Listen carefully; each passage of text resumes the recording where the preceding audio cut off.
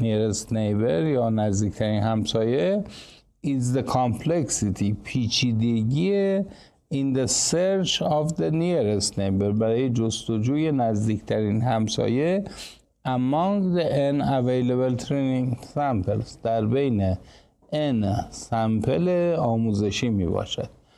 شما یادتون است ما گفتیم که یه تعداد سمپل داریم، حالا مثلا KNN میاد کا تا نزدیکترین همسایه رو به اون پیدا میکند. میگه این پیچیدگیش از همه بیشتر است. بیشترین دردسر من تو تکنیک KNN همین پیدا کردن نزدیکترین همسایه هاست. پس باید تک تکشون رو حساب کنم فاصله ها رو و ببینم کدومش. حالا میگن اینا رو یکی یکی بخون. Brute force searching amounts to operations proportional to KN or KN multiple to نه مالتیپل نیست، اسکوئر بود باشد ولی اسکوئر هم نیست. این دوه در حقیقت زیرنویسه فکر میکنم. آره زیرنویسه که اونجا میگه بیگ اوه. پس میگه اگر از روش جستجوی بروت فورس استفاده کنیم میزان جستجویی که داریم با نسبت کائن یعنی بیگ او کائن در ارتباط است. روش بروت فورس چی بود؟ همینجور یکی پیدا کنه فاصله‌اش چیه؟ همه رو امتحان کند. همه رو امتحان. خب the problem becomes particularly اون الوای آخرش قیدش میکند. پارتیکولار یعنی چی؟ خاص، به طور خاص. این میگه اختصاصاً the problem become particularly severe in high dimensional space. در فضای چند بعدی مشکل جدی‌تر هم می شود. چرا؟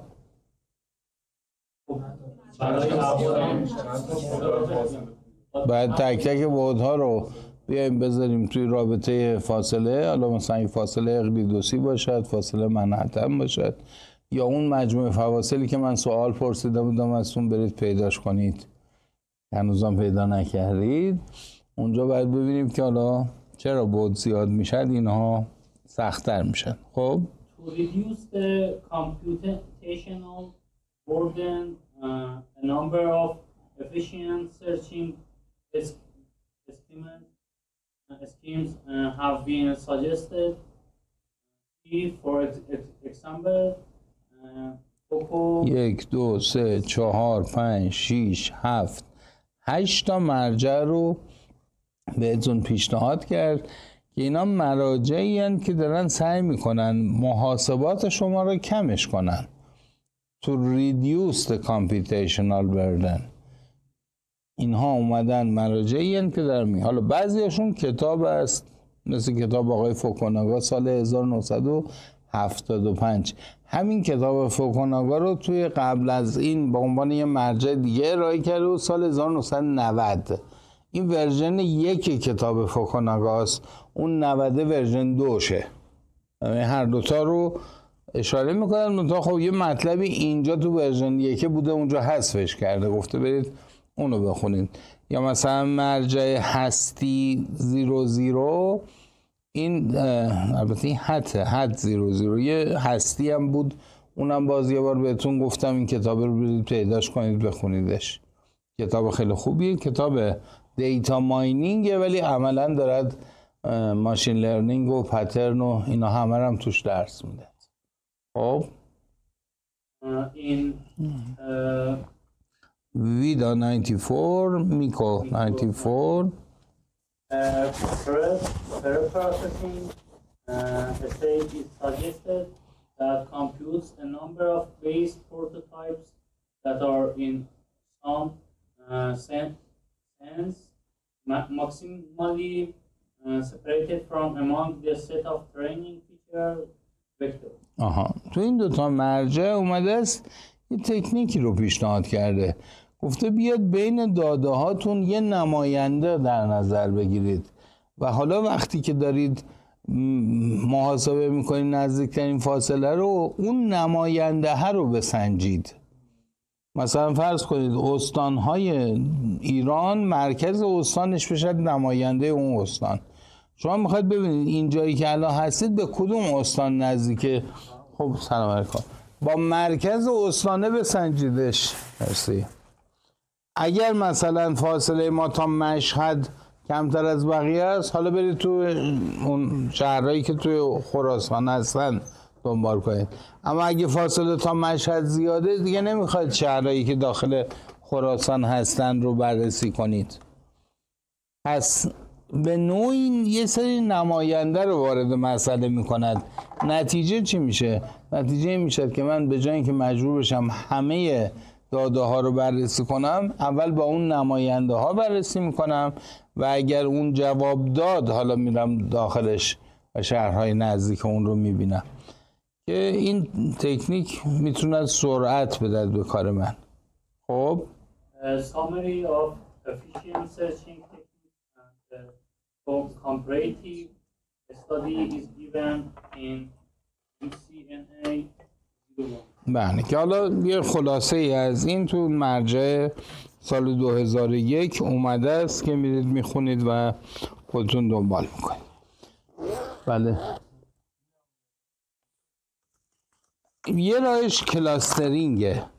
بیاید یک کلاسترینگ انجام بدید، یه دسته‌بندی انجام بدید، نماینده به دست میاد. بعضی وقتا مفهومی معلوم است. مثلا این بحث استان هایی که من گفتم، مثلا به راحتی میشود فهمید که کدوم شهرها مرجع اصلی هستند یا مبدأ استان هست. اونی که خراب بود آوردی یا اونی که سالم بود آوردن؟ کار نمیکنه که. خب نه ولش. خیلی خوب، به نظرم اشتباهی شد. اون که کار نمیکرده رو بود. خیلی خوب، بده بغل دستت آقای رزمی بخوند. بخون آقای رزمی.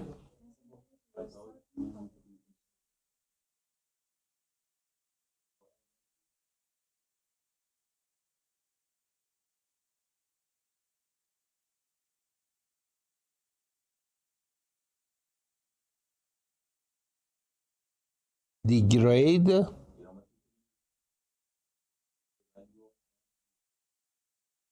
اسمان. بنابراین اگر تعداد سمپلامون خیلی بالا باشد، این بهتر جواب میداد. Also due to the asymptotic error performance, the Cohen rule achieves good result when the data set is large.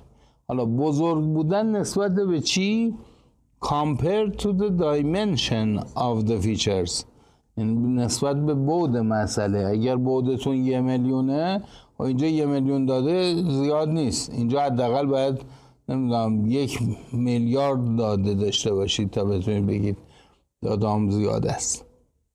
اما اگر تعداد داده کم بشد، پرفورمنس شما، کارایی شما به شدت کاهش پیدا میکنه.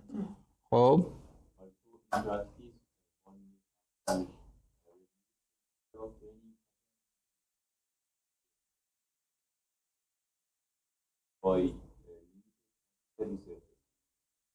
خب چه اتفاقی افتاد اینجا؟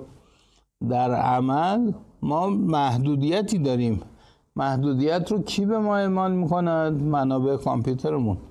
شما حافظه دارید دیگه، باید به اندازه حافظتون داده داشته باشید. اگر بیش از حافظتون هست، خب اینجا یه دردسر براتون ایجاد میکند. خب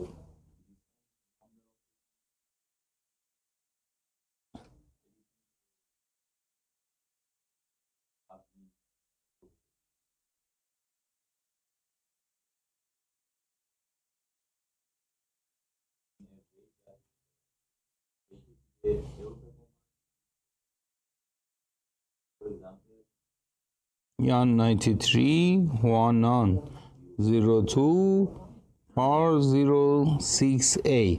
حالا این که بقیهشون ABC ندارن به این دلیل است که بعضی وقتا مراجعی که داره میده اسم نویسنده رو میده، سالم میده.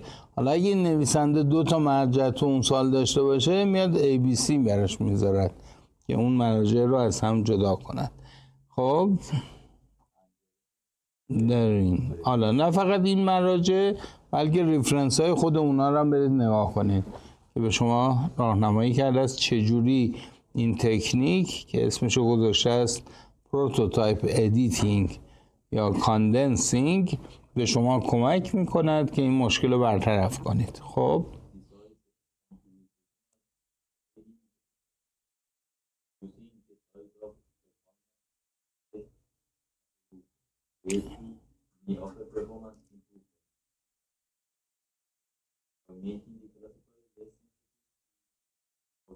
outliers. خب میگه یه کار دیگه میشود کرد علاوه بر بحث محاسبات که این تکنیک به ما کمک میکند محاسبات رو کمش کنیم. reducing the size of the finite sets appropriately، اگر به طور مناسب بیاید اندازه اون مجموعتون رو کاهش بدید، may offer performance improvement advantage، ممکنه باعث بهبود کارایی بشود by making the classifier less sensitive to outliers، یعنی کلاسیفایر من نسبت به outlier ها کمتر حساسیت پیدا کند. outlier اینجا چیه؟ داده پرت. outlier رو ما بهش میگیم داده پرت. حالا این داده پرت تعریفش چیه؟ این نباشه که داده نیست. مثلا مثال بزن.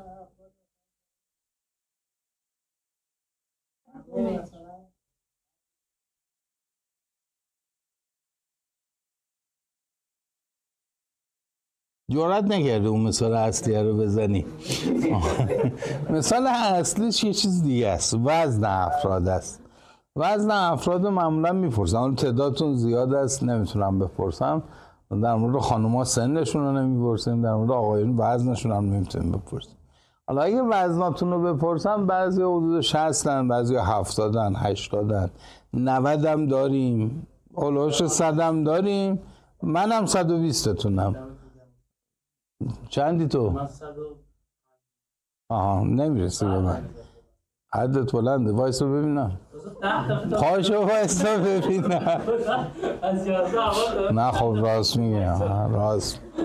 من هر چیزی رو الکی قبول نمی کنم. خب یادم میرد چه کنم، خودت میگیدی. اگه امروز نگفته بودی من یادم نبود، ولی خب آره قدش بلند است، وزنش 105 است. حالا اگر داده های این رو من بیام وارد کنم و رسم بکنیم نمودار رو، میبینید که مثلا نمودار قد و وزن همه نقاط توی مجموعه‌ای دارن میافتن که نزدیک همن، اما این وسط مثلا یه نقطه خیلی دور است، به این میگن داده پرت. من داده پرت کلاس شما، وزن من از همتون بیشتر است و بنابراین جزء اون مجموعه داده ها نزدیک مرکز قرار نمیگیرم. به قول ایشون توی 3 سیگما نیستی. از کجا؟ از میانگین. از میانگین اگه 3 سیگما بریم بیرون 3 سیگما قرار میگیره. البته همیشه 3 سیگما نیست، بعضی وقتا 1.5 سیگما هم حتی بهش میگن داده پرت. حالا این مسئله فقط برای من نیست و کل خانواده ما اینطوره. من یه خواهرزاده دارم، اونم به من رفته. بچه که بود تو کلاس مثلا 5 ابتدایی همه مثلا بودن 40 کیلو، 20 کیلو، 30 کیلو، این بود 90 کیلو. این وزنش از همشون، ولی هیکلش هم ماشاءالله درست بود، خوب. خب بنابراین داده های پرت اینجا باعث می شود که سیستم من دچار مشکل بشه. اگر سیستم حساسیتش رو به داده های پرت کمتر بکند، در این صورت کیفیت یا کاراییش بهبود پیدا میکنه. پس این پری پروسسینگ میتوند باعث بهبود کیفیت هم بشود، به شرطی که حساسیت نسبت به داده های پرت رو کم کنن. ادامهش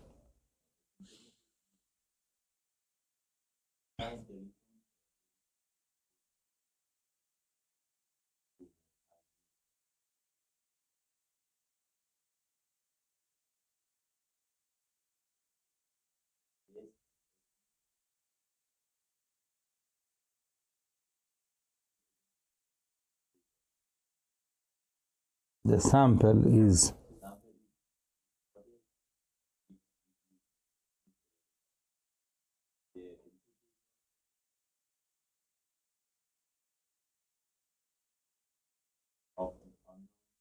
samples. حالا کاری که میکنند این است، میگه شما داده هاتون کلاس لیبل دارن، سیبن یا پرتقال.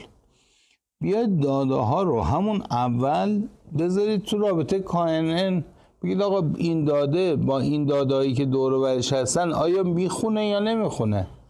اگر داده ای هست که همونجا داره اشتباه به شما میگه، خب اینو بذاریش کنار. مثلا سیب ها و پرتقال ها رو اون چراغ رو روشن کنیم.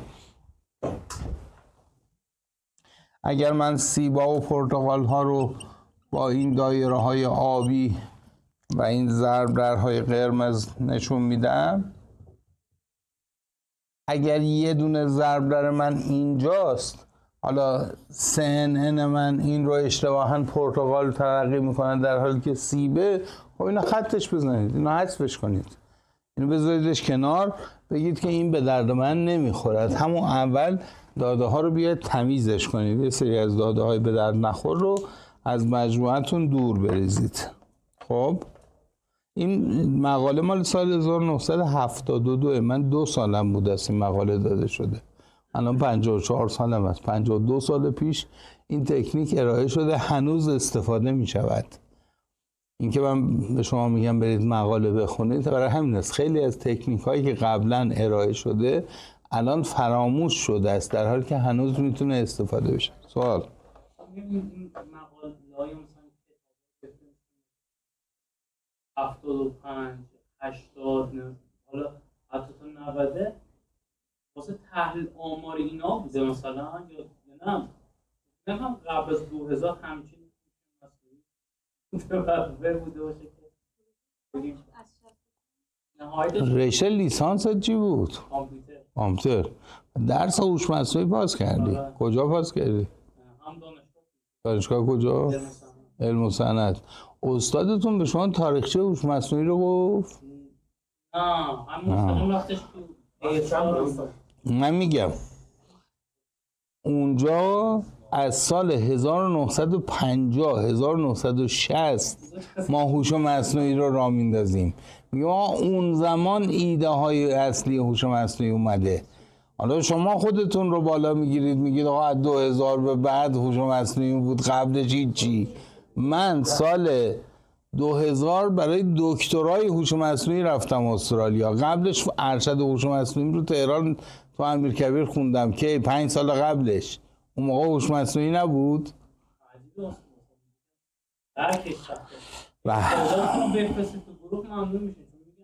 چشم. میتونی از این آقای ایلبیگی بگیریش، اسلایدهای من داره، برو ازش بگیر. تو میخوای، بقیه که نمیخوان که. برید بگید. بیا اصلا سر کلاس های من بشین. بیا سر کلاس های من بشین. دیروز سر کلاس بحث دیروز نه، شنبه سر کلاس بحث این رو کردم که آیا هوش مصنوعی خودش میدوند یه موجود مصنوعی است؟ اگر میدونه تصورش از ما چیه؟ آیا میدوند ما هم یه موجود زنده دیگری هستیم که باش فرق میکنیم، یا همه ما رو مثل خودش میدوند؟ حالا بگذاریم فعلا، بیام تو درس خودمون به اندازه کافیه. بخونید آقای رسمی. تموم شد؟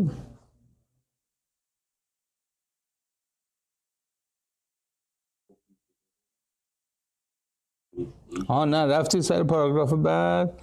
پاراگراف بعدی رو میخوام بدم نفر بعد بخوند. املامی میخونی؟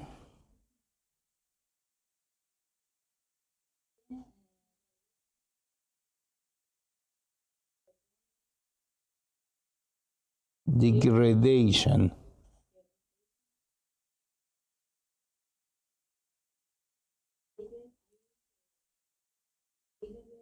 Small with small values.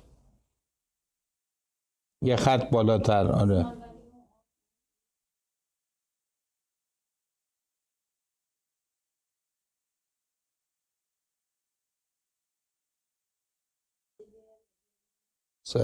خب چی گفت؟ a direction to cope with، یک مسیری که کار بکند با چی؟ cope with the performance degradation. چیه؟ performance یعنی کاهش یا خراب شدن کارایی associated with a small value of n، وقتی که تعداد داده هایمون کم است is to employ، این است که استفاده کنیم distance measures that are optimized، معیارهای فاصله ای رو استفاده کنیم که بهتر هستند یا بهینه هستند یا optimize شدن on the available training sets، برای این داده فعلی، برای این مجموعه داده فعلی optimize شدن. The goal is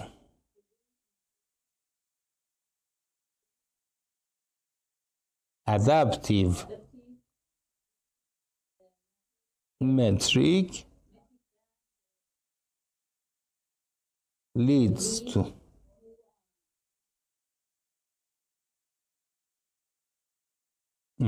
حالا راهکار اینه، the goal یا هدف این است to find the data adaptive distance metric، یک معیار فاصله مبتنی بر داده پیدا کنیم چطوری that leads to an optimal performance، من رو به کارایی بهینه یا اپتیمال برسوند according to an adapted cost، که البته میدونیم خب هزینه هم دارد، هیچ کاری بدون هزینه نیست. آقای فرانی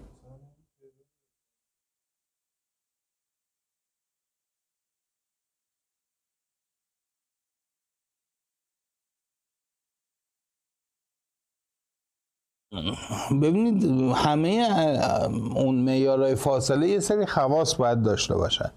اینجا صحبت متریک میکند، اینکه یه معیار فاصله متریک باشد یه سری خواص مشخص میخواد، از جمله اینکه معیار من متقارن باشد، فاصله x تا y با فاصله y تا x برابر باشد.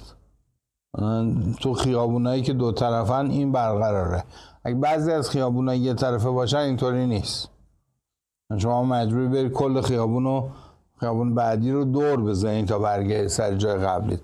یا مثلا توی فاصله روزها، مثلا جمعه تا شنبه یه روز فاصله است، ولی این شنبه تا جمعه حالا 6 روز فاصله دارد. این معیار فاصله متقارنی نیست. حالا یکیش تقارنه، یکیش اون نامساوی مثلثی است، یکیش 4 تا خاصیت باید داشته باشه تا بهش بگیم متریک. حالا اگه تعداد داده هامون زیاد باشد و اون معیار فاصلتون متریک باشه قبوله. چیزی که اینجا میگه این است که اگه داده هاتون کم بود یه معیار فاصله مناسب این داده ها باید بگیرید. علاوه بر اینکه متریک هم هست باید این مناسب این داده ها باشه، یعنی روی این داده ها اصلا آموزش دیده باشد.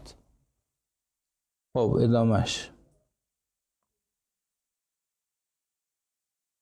کجا؟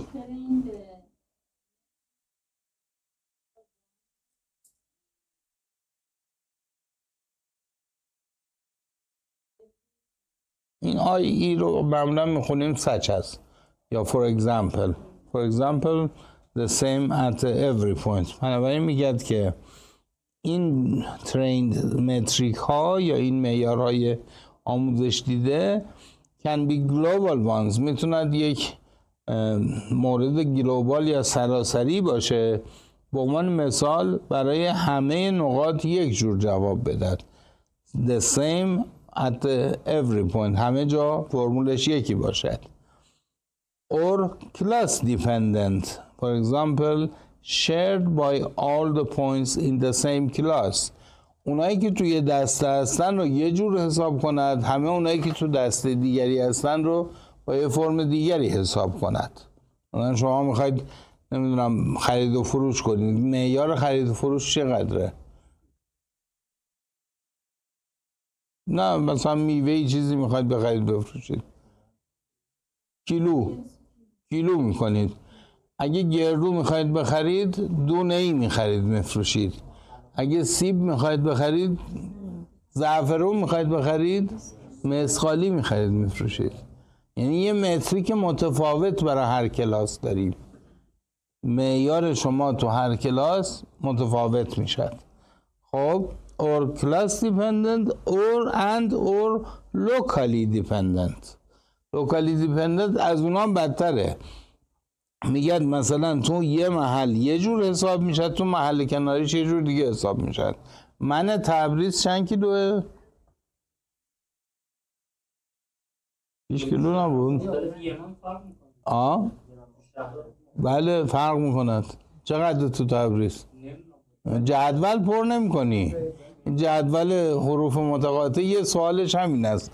من تبریز مثلا باید میشه 6 کیلو مثلا یا 3 کیلو.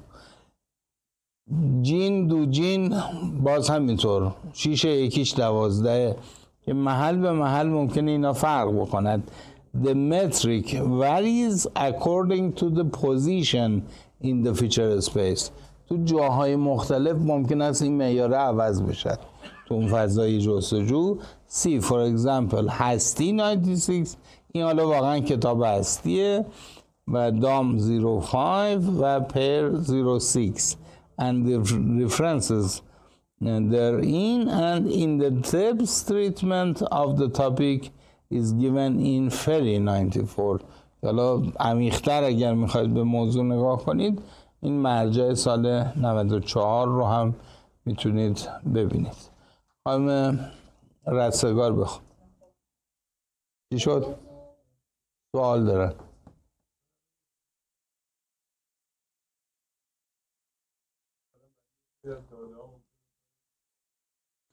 معیار بزرگتری رو بگیرد برای یه جای معیار کوچکتری رو.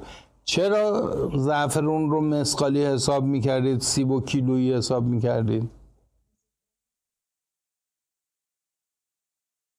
خاطر ارزشش. طلا رو دارن نمیدونم گرمی حساب میکنن. دلیلش چیه؟ اون کسی نمیره 1 کیلو طلا بخرد. چرا بعضیا میخرن ولی ما نمیخریم. سود که 1000 گرمه. هر 1000 گرم رو مثلا میگن یه سود. حالا بعضی وقتا اینجوری داره مثلا مبادله میشه. توی معیارهای ما هم همینطور است. یه ناحیه‌ای هست خیلی تراکم بالاه، اونجا رو میاد معیار کوچیک کوچیکی رو در نظر میگیره. یه جایی نه خیلی پخش است، معیار بزرگتری رو میگیرد. برای کار خودش این کار رو میکنه. نه نورمالایز کردن برای این است که در مناطق مختلف نیاز به معیارهای مختلف داریم. نیاز به اون است. اگه نورمالایز می‌خواستیم بکنیم همه جا رو یه جور میدید ولی اینطوری نیست. بفرمایید خانم رستگار.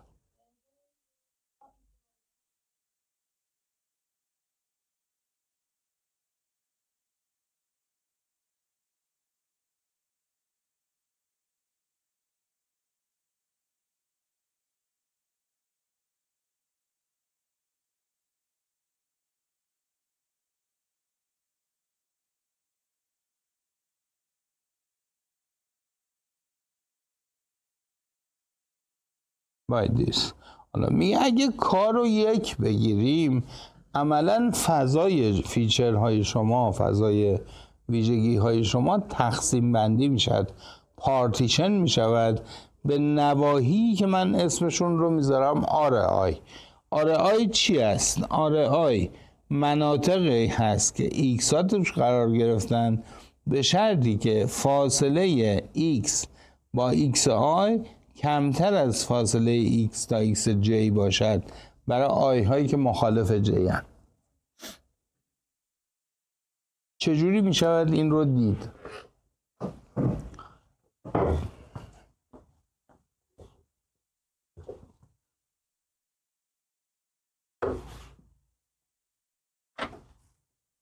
داده های من اینجا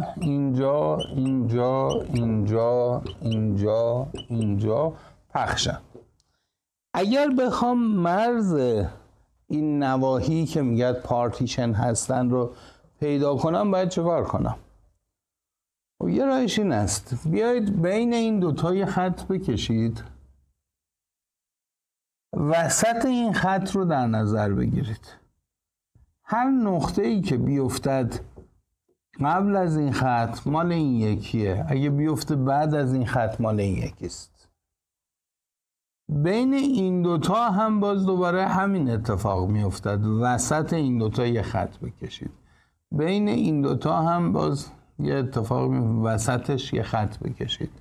بین این دوتا هم باز یه خط بکشید. بین این دوتا هم باز یه خط بکشید.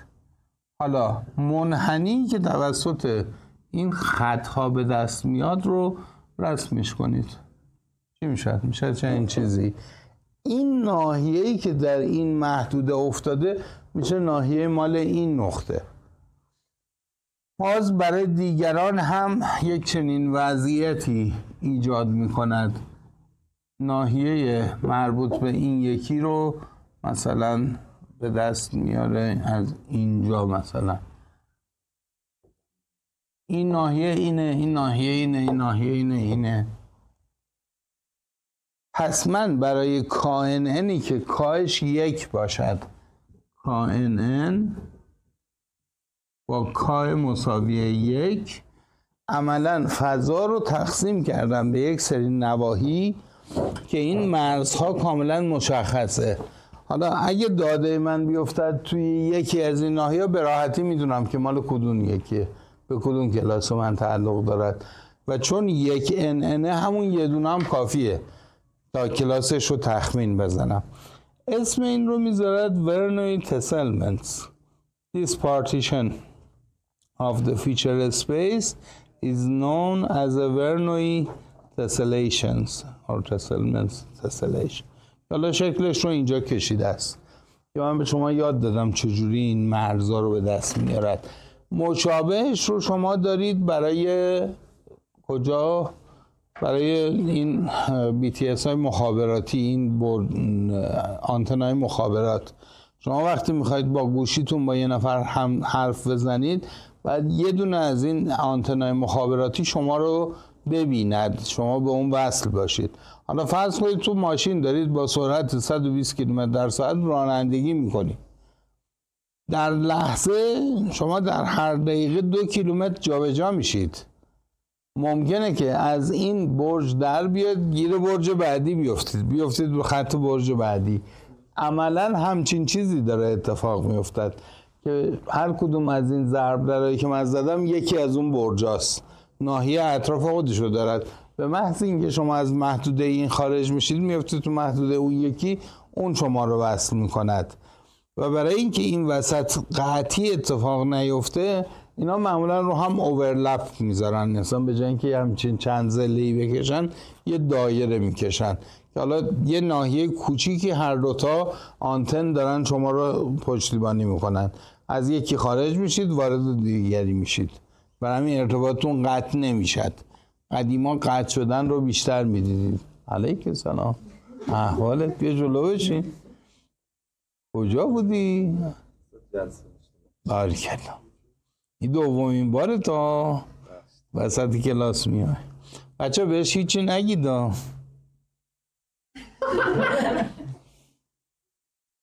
بخونید قسمت آخر.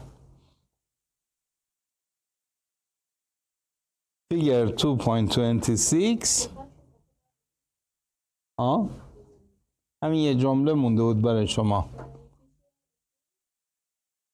Figure 2.26 این از an example. آره ادامه اون جمله.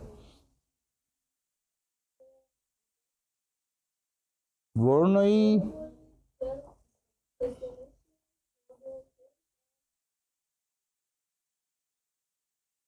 Euclidean distance.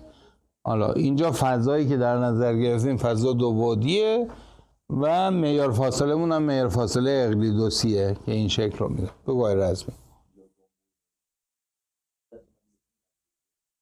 همینه مگه غیر از این است؟ اونم همین است دیگه. اونو کجا استفاده میکنی؟ بله. و معمولا یه ابزارهایی داشتیم قدیم خیلی مطرح بود. چی بود اسمش خدایا؟ یه سری دیوایس بودن، دیوایس های کوچیک، اینا رو مثلا پخش میکردیم تو فضا و اینها شروع میکردن به سنس کردن محیط، دور بر خودشون رو احساس میکردن، گزارش میفرستادن به سرهد خودشون که این سرهدشون یکی از این ضربدرها بود، اونا میفرستادن برای مرجع اصلی و بعد جمع میشد، همه اطلاعات میومد. مثلا اگه بخوان اوضاع جنگل رو ببینن، آیا جنگل آتیش گرفته یا نه، از این سنسورها یه عالمه پخش میکنن، هواپیمای رد میشد، همه رو میریزه رو زمین. اینا جای مختلف قرار میگیرن، بر حسب اینکه کجا افتادن خودشون با یه سرحدی شروع میکنن ارتباط برقرار کردن که حالا اون سرحد چجوری پیدا میشد از راه این ورنویی دیاگرام به دست میاد. خانم کریمی.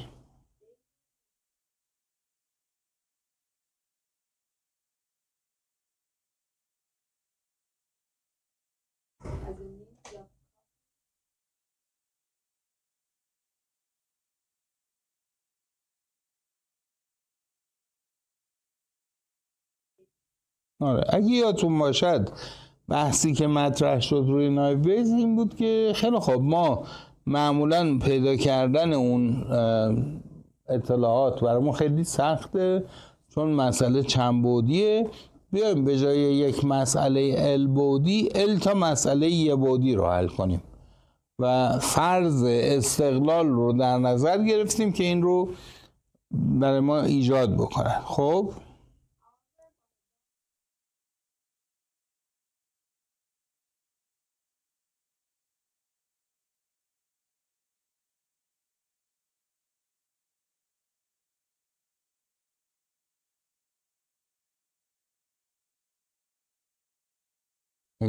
حالا ما معمولا عادت داریم یا از این ور بوم بیفتیم یا از اون ور بوم بیفتیم. وقتی که داریم کلاسیفایر بیزیان رو در نظر میگیریم فرضمون بر این است که همه ویژگی ها به هم ربط دارن، مسئله رو فوق العاده پیچیده‌اش میکنیم. وقتی داریم نایو بیس رو در نظر میگیریم فرضمون بر این است که اصلا به هم ربطی ندارن، همه مستقلن، خیلی آسونش میکنیم. اما در واقعیت مسائل ما بین این دوتان، نه خیلی پیچیدن نه خیلی آسون. یعنی چی؟ یعنی ممکنه بعضیا به هم ربط داشته باشن بعضیا نداشته باشن. بعضی از چیا؟ بعضی از فیچرها. چجوری این رو وارد مسئله بکنم؟ اینکه حالا برخی از فیچرهای من به دیگران ربط دارن، بعضی از فیچرها هیچ ربطی به دیگران ندارن، که این رو میخواد اینجا توضیح بدم. بفرمایید.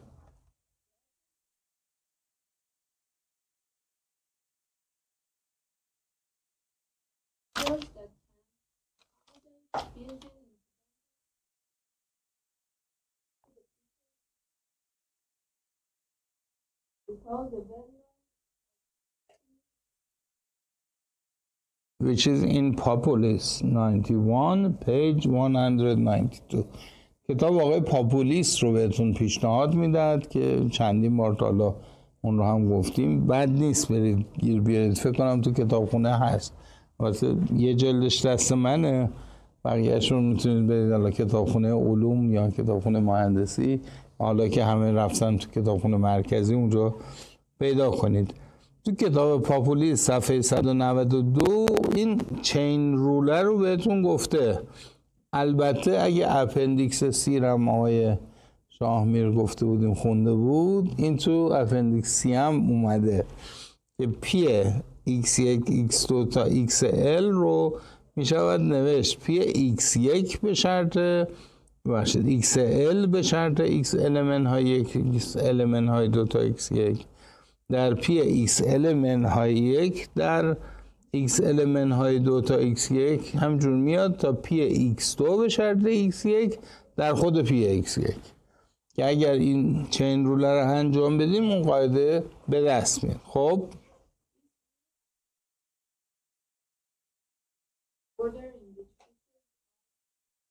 پس مهم نیست که حالا ترتیب چیه، این قاعده همواره درسته. حالا شما ترتیبش هم جابجا کنید قضیه عوض نمی شود.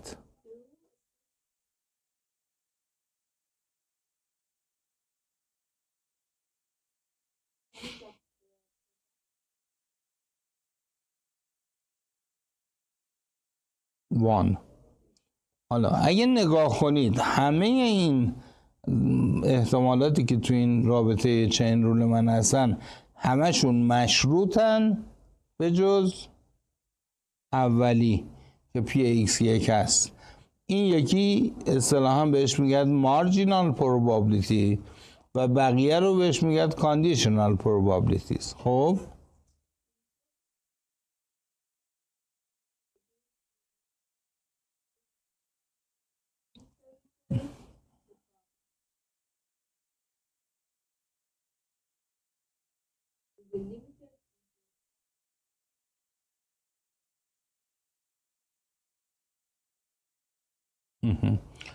حالا اگر من بدونم بعضی از این ویژگی ها نسبت به دیگران مستقلند چه اتفاقی می افتد؟ مثلا اگر این x المنت های 2 مستقل از بقیه باشد، خب دیگه این شرط استقلال رو نمیخوام، خودش تنها می نویسمش. یا اگر بدونم مثلا این xl فقط به x1 و x2 بستگی دارد، بقیه رو حذفشون میکنم، فقط x1 x2 رو در نظر میگیرم و به این قضیه من به مراتب آسان تر می شود. Under this assumption this که حالا اگر چنین فرضی رو من داشته باشم، پس پی ایکس من که قبلا بود رو می شود به صورت پی ایکس 1 در حاصل ضرب پی ایکس آی به شرط ای آی ها در نظر گرفت که این آی من از 2 تا ال تغییر میکنه و ای آیش هر دفعه یه زیر مجموعی از این عناصر دیگر است که حالا میتوند از x1 تا x المنت های 1 رو شامل بشد. به عنوان مثال برای ال مساوی 6 این فرض رو در نظر گرفته، گفته فرض کنید که x6 فقط به x5 و x4 بستگی داشته باشد. پس این قاعده شرطی من فقط 5 و 4ش میموند، 3 و 2 و 1ش حذف میشن. فرض کنید که x5 فقط به x4 ربط داشته باشد، 3 و 2 و 1 نداره. x4 فقط به 2 و 1 ربط داشته باشه، 3 نداره. x3 فقط به x2 ربط داشته باشد و x2 هم به هیچی دیگه ربط نداشته باشد و میشه خودش. که اگر A های این رو بخوام در نظر بگیرم، اینجا A6 فقط x5 و x4، A5 فقط x4، A3 x2 و x1، A4 A3 فقط x2 و A2 هم خالیه چون هیچ چیز دیگری بستگی نداشت. اگر شکلش رو ببینید چنین چیزی است. نگاه کنید x6 رو یه نقطه گذاشته، 2 تا فلش بهش اومده است، یکی از x5 یکی از x4. x5 به چی بستگی داشت؟ فقط x4. x4 به چی بستگی داشت؟ به x1 و x2. x3 به چی بستگی داشت؟ فقط x2. x2 و x1 هم به هیچ چیز دیگه بستگی نداشتن. این دیاگرام ارتباط بین فیچرهای من رو دارد نشون میداد، کدوم به کدوم بستگی داره، کدوم بستگی نداره. x1 مارجینال من میشد، x2 هم اینجا چون به هیچی بستگی نداشت اینم مارجینال شد.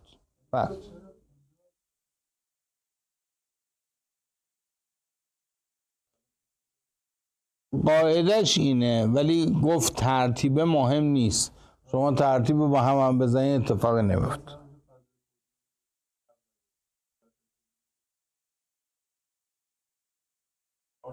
بله خب بله، از قاعده زنجیره‌ای صفحه قبلش از این قاعده داره کمک میگیره.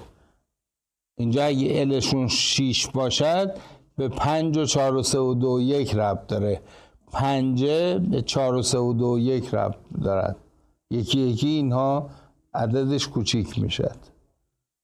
حالا اینکه کدوم x5 و کدوم x6 این دست خودتون است، خودتون میتونید اینا رو تغییر بدید.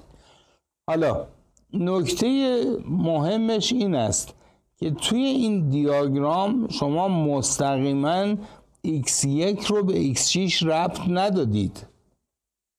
وقتی گفتید x6 گفتید x4 و x5 بهش ربط دارن، ولی خود x4 به x1 و x2 ربط داره.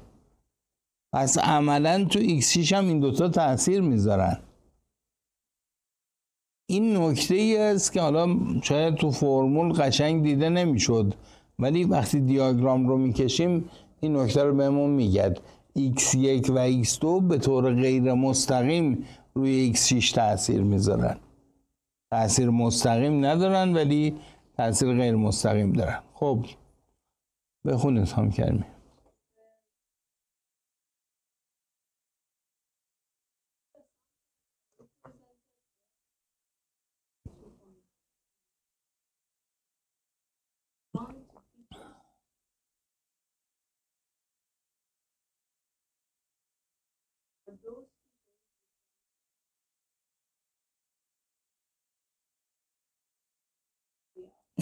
که همین نحوه ساخت این شکل رو داره میگه.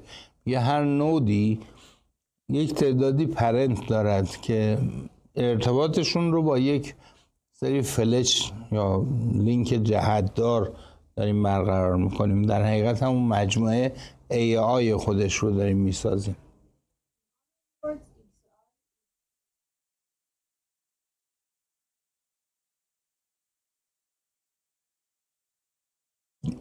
its parents. حالا با فرض اینکه مثلا x6 رو من به عنوان فرزند x4 و x5 در نظر گرفته باشم، این نسبت به همه دیگه مستقل است بجز این دوتا. حالا خود این دوتا ممکن است با دیگران ربط داشته باشن. خب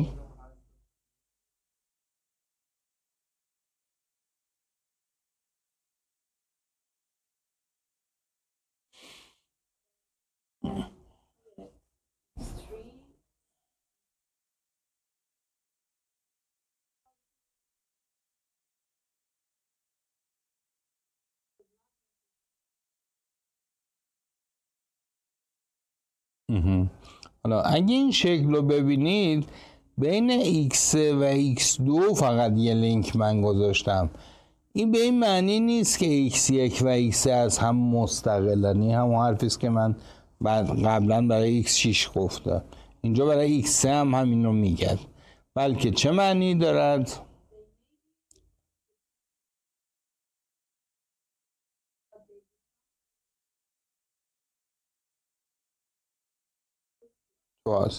اگر x2 رو ندونیم، x2 برای ما مجهول باشد، ممکن اینا به هم ربط پیدا کنن.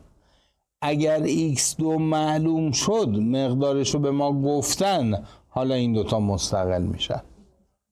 خب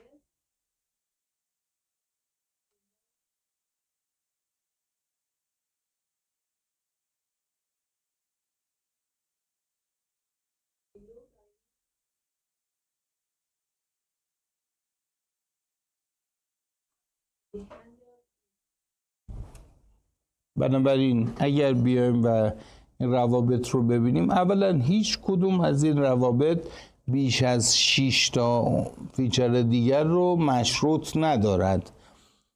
Hence the estimation of each PDF term in the product takes place in a lower dimensional space and the problem arising from the curse of dimensionality can be handled easier. چون هر کدوم از اینها دارد توی بعد کوچکتری با تعداد کمتری از فیچرها مطرح می شود، پس من مسئله کرس آف دایمنشنالیتی رو میتونم هندلش کنم. اینجا مشکل کرس آف دایمنشنالیتی نخواهم داشت. خب سوالی بفهم. نباشند میتونن نباشن، بله، چون ارتباطاتی داریم، ارتباطاتی دارد. بله. حالا میبینید چجوری ازش استفاده میکنن. مثال عددی به شما میزند اینجا میاد مسئله رو به طور عددی حلش میکنه. سمپله بود که من جلسه قبل دنبالش میگشتم، اینجا بود که حالا مثال عددی رو آقای شاهمیر میاد با تخته برای ما حل میکند و حالا میبینیم که چجوری این هست. بفرمایید خانم.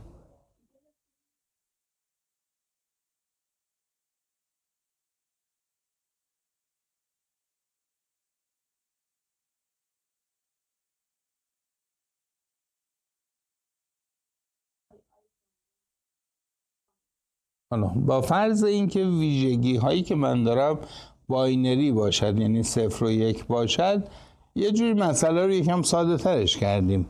ببینیم چجوری میشود این رو حل کرد. خب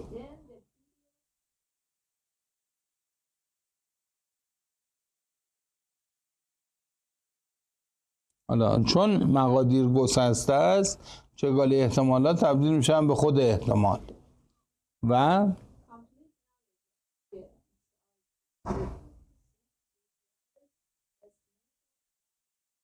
63 probability values. حالا چرا 63؟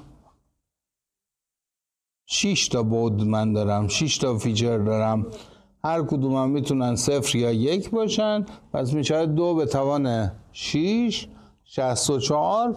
بعد قبلا هم گفتیم که اگر 63 تاش حساب بشه 64 می رو داریم، چون 90 آید 100 هم پیش ماست.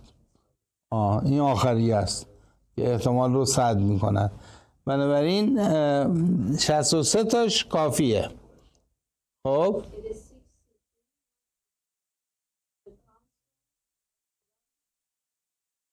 به دلیل اینکه جمعشون باید بشد 1، 63 تا رو باید حساب کنی، 64 خودش به دست میاد.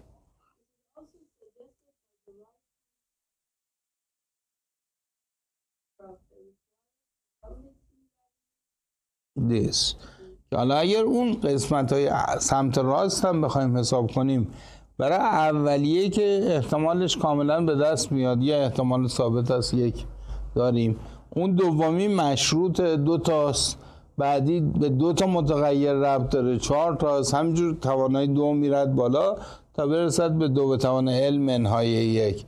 اگه جمع همه اینا رو بزنید باز همون 2 به توان ال منهای 1 به دست میاد که همون 63 بود که قبلا به دست آورده بودیم. خب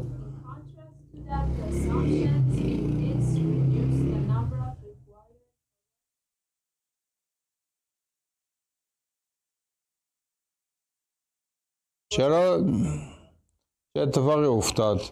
حالا میگه انتظار من این است که باید 63 تا رو حساب کنم، ولی عملا 13 تا کافیه به خاطر اون نموداری که کشیدیم. اون ارتباطه رو داشت کم میکرد.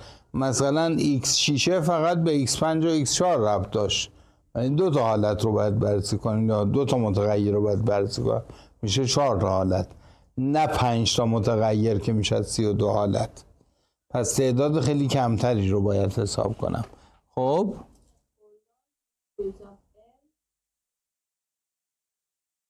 significant که خیلی عالی است. خب نیویز بهتر بود یا این روش؟ همه رو مستقل میگیره، بنابراین برای محاسبه هر کدوم از اونا فقط یه حالت رو نیاز داشتیم یا 2 حالت رو.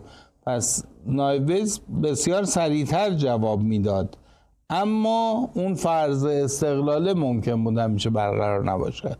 خب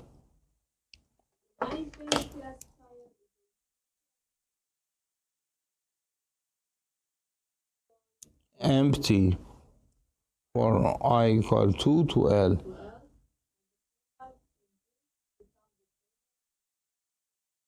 PDFs که چون اومدیم فرض استقلال گرفتیم آی من همه تویی هست و بنابراین خیلی سریع محاسبه میشد. خب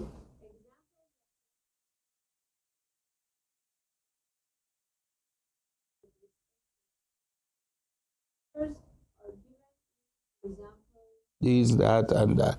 این سه تا مرجعی که داده مثال هایی از این رو اونجا میتونید ببینید. Also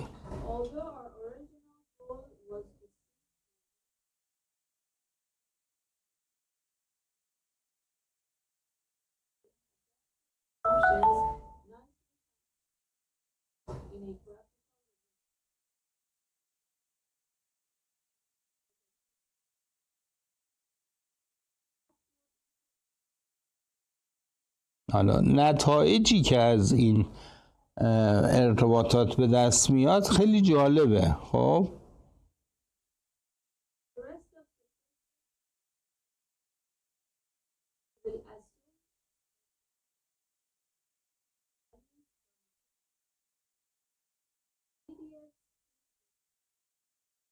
حالا در ادامه باز فرض رو بر این میگیرد که مقادیر شما مقادیر گسسته است و این به جای چگالی احتمال با خود احتمال ها سر کار خواهید داشت که حالا میاد و یک directed acyclic graph یا دگ رو مطرح میکنه. میگه فرض کنید که این نموداری که شما دارید ارتباط بین فیچرها رو در اون در نظر گرفتید یه دگ باشد.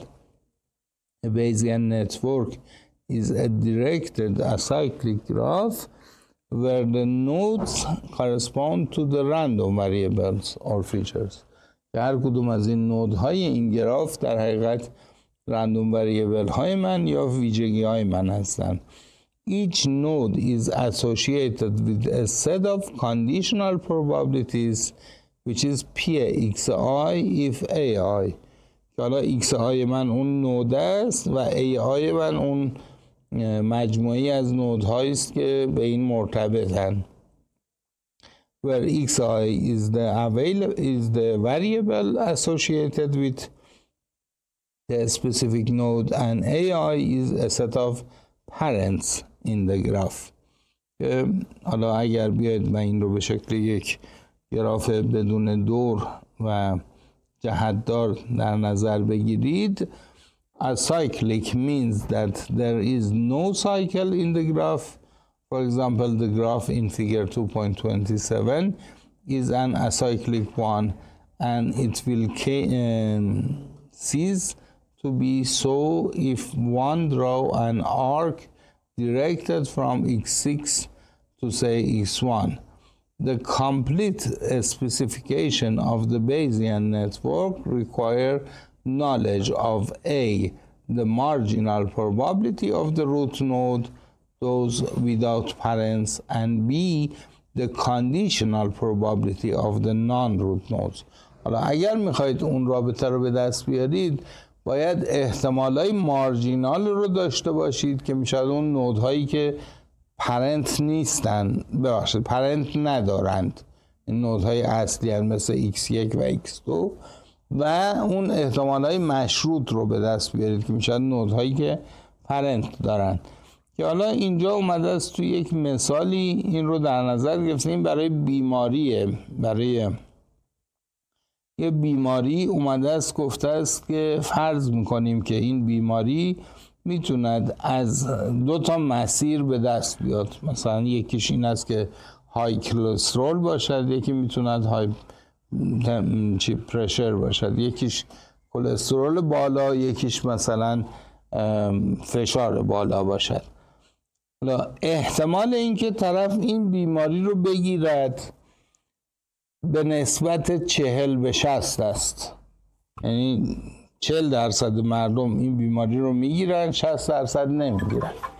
حالا احتمال اینکه کسی این بیماری رو گرفته باشد و دلیلش به اون های کلسترول ربط داشته باشه باز با این جدول به دست میاد که میبینید اسه این ستون بالا اسه این سطح راست و اچه این ور است، یعنی نسبتش مثلا اگر فالس باشد 15/85 اینجا 40-60 و اگر به سی ربط داشته باشد برای ترو بودنش اونایی که این بیماری رو دارند میزان سی 20/80 بذار من بهش بگم. سلام خوب هستی؟ من یه 10 دقیقه دیگه بهت زنگ بزنم. ممنونم. ببخش. خب این رو هم جدولشو داده است. خود این اچه با 2 تا آزمایش H1 و H2 بررسی میشد. مثلا کسی که های کلسترول هست، آزمایش H1 میتوند جوابش درست باشه یا نادرست. حالا اونایی که واقعا کلسترول بالا دارن 95% این آزمایش H1 بهشون جواب میداد که بله شما دارید. 1% کسایی هستن که کلسترول ندارن بهشون میگن شما دارید. اگر بگد ندارید 5% از کسایی که کلسترول داشتن این آزمایش نمیفهمد، اشتباهاً میگن ندارید. 99% رو میگن شما ندارید و واقعا هم نداشتن. یا آزمایش H2 هم بوده، اونم همینطور، جدول اینم داده. برای C هم 2 تا آزمایش C1 C2 داریم که جدول اینها رو هم اینجا داده است. حالا ارتباط بین اینها رو آورده به شکل یک دیاگرام در نظر گرفته. دیاگرامش هم داده یا نداده؟ اینا نه راسل نداشت، شاید هم باشد، اونجا نمیدونم. حالا این میاد اینجا حساب میکنه این احتمال ها رو، احتمال مشروط ها رو میاد کامل حساب میکنه. این تیکه رو واقعا بخونید. حالا اگر واقعا مشکل داشتید جلسه بعد آقای شاهمیر برامون حلش میکنند، میاد تخته و این رو حل میکند که چجوری این احتمال رو میتونیم به دست بیاریم و بعد نهایتا probability inference این رو هم اینجا به دست بیاریم. یه مثال دیگه هم میزنه. این مثال دومیه در حقیقت دیاگرامش خیلی ساده است. دیاگرامش خطیه که پی x1 رو داره، پی y1 رو، پی z1 رو و پی w1 رو. این 4 تا نود من اینطوری هست. اینجا یه سری چیزای دیگر هم باید حساب کنند. این مثال هم باز برید نگاه کنید. بعضی وقتا ما از این طرف میایم، یه وقتایی میخوایم برعکسش بریم، مسیر برعکس هم میاد حساب میکنند. اینم بخونیدش. این 2 تا مثالای خیلی جالبی هستند. جون میدن برای امتحان، جون میدن که تو امتحان نمونهش رو بدیم و شما عین همین رو بخواید حل بکنید. حالا اگر مثاله رو خودتون خوندید به جای مشکل برخوردید بیاید بگید. حالا دیاگرام مربوط به این مثالم از این دیاگرام استفاده میکند که اینجا بهتون دادتش و محاسباتش هم این ذره طولانی است، ولی در هر حال فصل 2 اینجا تموم میشه. تمرین هاشم تا یه هفته آینده باید تحویل بدید. خیلی خوب. امتحان تاریخش 13 آذر سر کلاس خودمون. فصل 2 حذف میشد. از 13 آذر فصل 2. علاوه بر این درسی که ما داریم، شما باید یه سری مقاله هم انتخاب بکنید و بیاد ارائه کنید. من از اول ترم تا الان گفتم منتظرم شما مقالاتتون رو بیایید به من بگید، چون بعد من تایید کنم مقالات رو که تا الان هم نگفتید. موضوع پترن، موضوع مرتبط با درس پترن.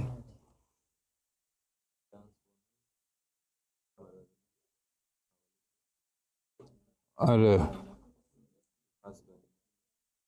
چی؟ باید با هم صحبت کنیم. نمیدونم.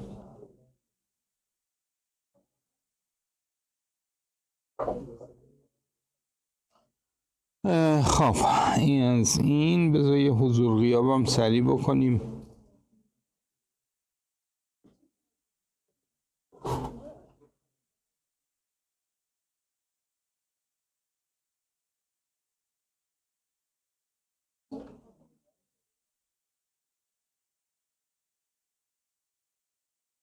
خدا